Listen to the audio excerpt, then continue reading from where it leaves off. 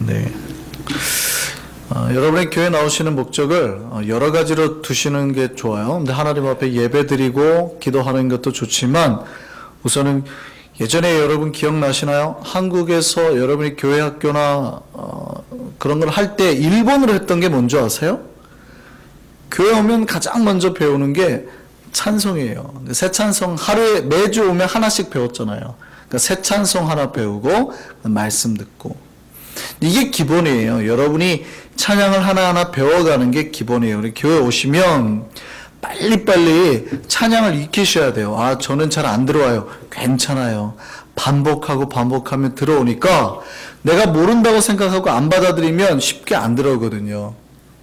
왜 우리가 영어가 안 될까요? 10년 살고 20년 사는데 왜 영어가 안 될까요? 듣는다고 영어가 늘진 않아요. 그거 아세요? 여러분 평생 영어가 안 들어서 영어가 안 는 거예요? 아니요. 그걸 하나하나 분석하고 집중하고 듣지 않아서예요. 이것이 무슨 뜻인지 듣지 않아서예요. 그러니까 막연히 듣는다고 해가지고 말씀이나 찬양이 귀에 남지 않는다는 뜻이에요. 물론 안 듣는 것보단 나아요. 안 듣는 것보단 낫지만 여러분 평생 죽을 때까지 옆에서 영어로 하는 사람 얘기를 듣는다고 해서 귀가 트이는 건 아니에요. 그렇죠? 여러분 영어를 안 들어서 영어가 안 트였어요? 아니에요. 한 구절 차라리 외우는 게 나아요. 말할 수 있는 단어. 이해되세요? 여러분이 찬양과 성경을 모르는 거는 안 들어서가 아니라 그 찬양을 내가 외우려고 하지 않아서예요. 그 성경 말씀을 여러분이 집중해서 들어서 여러분 말씀을 안 새겨서 그렇다고요. 이해되시죠? 그러니까 교회 오시면 여러분이 1번으로 하셔야 될 게 뭐냐면 오늘은 무조건 새 찬양 하나 배워가야지. 이런 마음. 외우셔야 된다는 얘기예요. 찬양을 아예. 멜로디를 외우고 가사를 외우셔야 된다는 얘기예요. 성경도 그 구절을 들었으면 잊어먹지 말고 가야지. 이 마음을 가지고 오셔야 되는 겁니다. 긴장하지 마세요. 왜 긴장을 하세요? 웃으세요. 그러니까 우리가 기본으로 돌아갈수록 우리의 신앙은 쑥쑥 늘어요. 근데 그냥 앉아있으면 절대 안 늘어요. 들으면 늘겠지 절대 안 는다니까요. 외우셔버려야 돼요. 찬양을 아예 외우셔버리기 바랍니다. 우리가 마지막에 불렀던 이 찬양이 언제쯤 나왔을까요? 20년도 더 됐어요. 근데 우리가 모른다고 하는 거는 하나님 앞에 부끄러워해야 된다. 그죠? 얼마나 많이 교회에서 불렀을까요? 근데 우리가 모른다는 건 안 외웠다는 뜻이에요. 쉽게 생각하고. 근데 우리는 별로 그런 거를 부끄러워하지 않아요. 목사님은 어려운 찬양 갖다 놓고 못 외운다고 구박하네. 아니, 그게 아니에요. 우리가 그만큼 하나님의 찬양을 몰랐다는 뜻이에요. 하나님 앞에 찬양하는 거를 좋아하지 않았다는 뜻이에요. 그러니까 우리가 하나님 앞에 부끄러워하고 빨리빨리 외우셔야 됩니다. 아시겠죠? 예. 자, 우리 본문으로 돌아가겠습니다. 어렸을 때요, 저희 집에 이렇게 저희가 잘 살지는 않았어요. 굉장히 가난하게 살았던 것 같은데, 제 생각에는 아주 가난했던 것 같습니다. 제가 철이 들고 고등학교 때도 1년 동안, 일주일 동안 제 용돈이 주머니에 10원짜리 몇 개만 있었을 때도 있었던 것 같아요. 그러니까 그러고도 학교를 다녔어요. 출퇴근하는데 버스를 타고 다니지 않고 저는 자전거를 타고 다녔거든요. 그래서 별로 그렇게 돈이 필요하지 않았어요. 그러니까 굉장히 그렇게 부유하게 살지는 않았던 것 같아요. 그런데 저희가 저녁을 가끔 먹으면 그래도 삼겹살 가끔 구워 먹잖아요. 고기를 먹고 그러면 이렇게 배부르고 배가 좀 부르고 이렇게 밥을 다 먹고 나면 저희 아버님이 가끔 이런 말씀하셨습니다.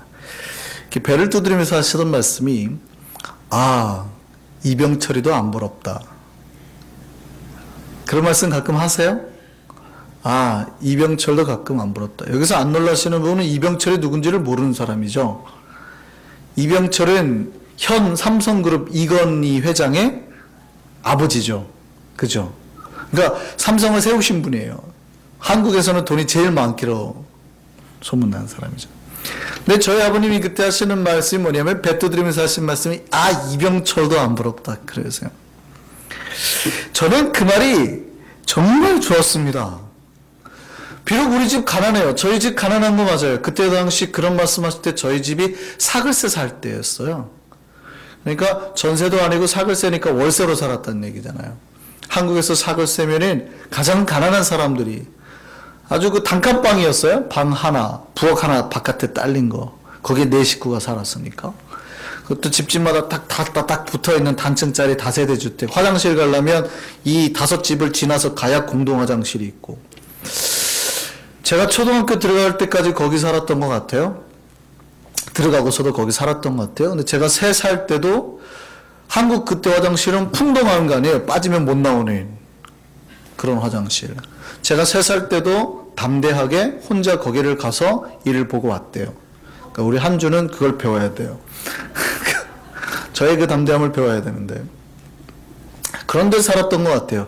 근데 그때 살았을 때 저희 아버지 하셨던 말씀이 그거예요. 저녁 먹고 배부르고 기분 좋으니까 하신 말씀이 이병철도 부럽지 않다. 그거에 만족하신다는 얘기죠. 저는 그게 정말 좋았어요. 우리 집 비록 가난해요. 저희 집이 굉장히 가난했던 것 같은데 그럼에도 불구하고 저희 아버님, 저희 부모님은 거기에 만족할 줄 아셨던 것 같아요. 저는 그 말씀을 곰곰이 생각해 봤어요. 그래, 이병철이라는 사람도 하루에 5끼를 먹지는 않겠지. 물론 우리보다 좀 더 좋은 거 먹을 수는 있지. 그렇잖아요? 좀 더 좋은 거 먹을 수는 있지. 그런데도 우리가 이렇게 맛있게 먹고 행복하다고 생각하면 이것이 진짜 만족이 아닌가? 그런 생각을 제가 어렸을 때부터 했습니다. 그래서 그런지 저도 나름대로 욕심이라는 게 있을 수는 있지만 그렇게 삶에 많은 욕심을 부리고 살지는 않았던 것 같아요. 그게 제가 어쩌면 목사가 될 수 있었던 길이었을 수도 있습니다. 지금 내 가족이 있고 등록 읽고 있고 배가 부른데 뭐가 더 필요하냐는 거예요.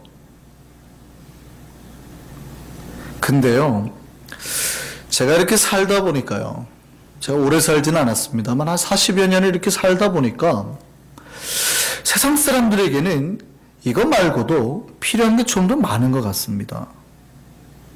자기의 좀 더 나은 무언가를 위해서 다른 사람에게 돌아갈 돈이나 명예나 권력을 자기에게 좀 더 끌어당기는 거예요. 돈이라는 재화는 한계가 있거든요. 무슨 얘기인지 아시죠? 돈이라는 재화는 한계가 있잖아요. 그럼 누가 부자가 된다라는 거는 사실은 다른 사람에게 갈 걸 내 쪽으로 좀 더 땡기는 거예요. 물론 이게 법적으로 타당할 수도 있어요. 그죠? 열심히 벌어서 부자 될 수도 있습니다. 그렇다고 제가 그런 걸 나무라는 건 아닙니다. 근데 어떤 사람들은 그 법을 위반해서라도 다른 사람에게 갈 거를 자기 쪽으로 땡기죠. 대기업 회장들이 왜 욕을 얻어먹습니까? 사원들에게 좀 더 돌아갈 복지 혜택을 자기 쪽으로 1%씩 땡기는 거예요. 그렇게 많이 탐내지는 않죠. 1%만 땡기는 거예요. 근데 그 돈의 액수가 어마어마하잖아요. 그 사람들은 뭐 자기 1,000원 안 받는 거예요. 이달 월급에 1,000원을 뺏기는 거지만 전 직원의 1,000원을 뺐으면은요, 혼자가 그걸 가지면 어마어마하거든요. 사기도 치죠. 심지어는요, 다른 사람을 해치기도 합니다. 다른 사람의 목숨을 앗기도 하고요. 그러니까 그들에게 보면 저는 이런 생각이 들어요. 저 사람들에게 만족이라는 단어가 머릿속에 들어있기는 할까? 만족할 줄 모른다는 거예요. 사실은 우리 삶에 뭐가 더 필요할까요? 여러분에게 뭐가 더 있어야지 만족할까요? 어쩌면 여러분이 오늘 가족들과 함께 저녁을 먹고 배 두드리고 행복하면 그걸로 감사하지 않을까요? 성경에 보면 감사하는 말이 수없이 나오는데 여러분 오늘 감사하셨어요? 목사님, 뭐가 좀 있어야 감사하죠. 다 우리는 그렇게 생각한다. 뭐가 좀 더 있어야, 좀 더 건강해야, 좀 더 부유해져야 감사한다고 생각을 해요. 그러면 건강해지고 부유해지면 감사해야 할까요? 지금 현재 감사 못하는 사람은요, 조금 더 있고 덜 있고 이거에 별로 상관 안 하죠. 더 있어도 감사 안 한다는 뜻이에요. 만족할 줄 모른다는 거예요. 물론 우리가 사는 인생이요, 고달픈 데죠, 힘든 데죠, 고통스러운 데예요. 감사가 쉽게 나오지 않습니다. 성경의 표현대로는 마치 광야 같은 곳입니다. 의지할 데 없어요. 광야가 어떤 데입니까? 아무것도 없는 데가 광야예요. 내 집이 없는 데예요. 움막 하나 없는 데가 광야예요. 또 바람이 불고 태양이 쬐면 죽을 것 같은 데가 광야라고요. 저 지난번에 한 말씀드렸잖아요. 그 성지순례를 갔는데 버스를 타는데 말이죠. 이 버스에 햇볕이 쬐니까 햇빛이 이렇게 들어오는 쪽은 너무 뜨거운 거예요. 이쪽에 앉은 사람은 다 뭐라 하냐면 에어컨 좀 틀어달라고. 근데 저쪽은 그늘이 지니까 한쪽에 있는 사람 뭐라 그래요? 얼어 죽겠다고. 에어컨 좀 꺼달라고. 그러니까 광야는요, 낮에는 쪄 죽는 데예요. 밤에는 얼어 죽는 데고. 이 기온차가, 이 일교차가 어마어마하잖아요. 사람이 살 수 없는 데란 뜻이에요. 안전하지도 않죠. 그러니까 평안한 데도 없고 쉼이 없는 데라는 거예요. 우리의 인생이 이런 광야와 같아요. 그거는 저도 인정합니다. 우리의 인생이 절대 쉽지 않아요. 조금 쉴만 하면 바람 불고 태양 쬐고요. 죽을 것 같고요. 그런데 신앙이라면 그 광야에서도 하나님을 만나는 자여야 되는 겁니다.